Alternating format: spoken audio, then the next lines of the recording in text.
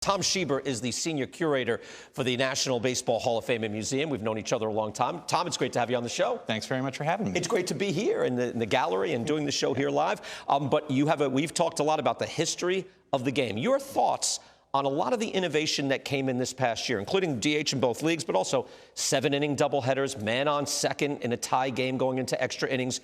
Your thoughts on this, or even moving the mound back with these proposals? It sounds crazy. It sounds like heresy. Your thoughts on it, given your knowledge of the game?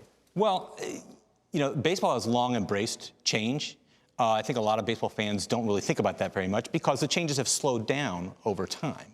But you can't, improve your sport without testing new ideas. The key is not to just test them willy-nilly and throw things against the wall and see what sticks. If you throw things against the wall and see what sticks, you just get a mess. But if you think it through, then you often get good rule changes. So, we're talking about DH.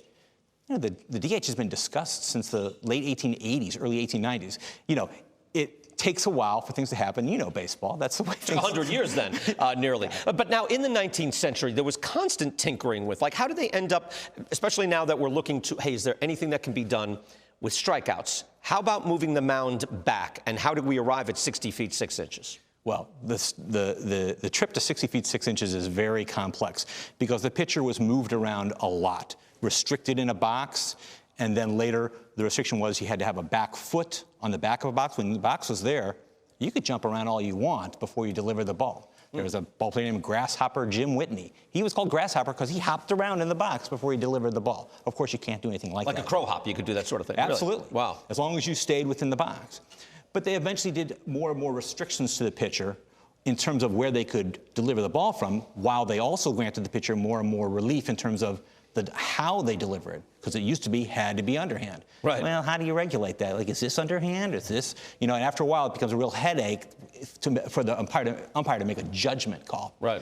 So that's a waste of time to have umpires trying to make these hard judgment calls. So they gave in on one part. Okay, you could do overhand, but then the balance of the game was switching to the pitcher, so then they started pushing them back and making more restrictions. It's a balancing game. That's a big part of rule changes, is maintaining this perceived balance in the game. A lot of what purists, or people who think they're purists, will say, you can't move the pitcher's mound. You can't move 90 feet between the bases. This is perfection that we have. What would you say to that?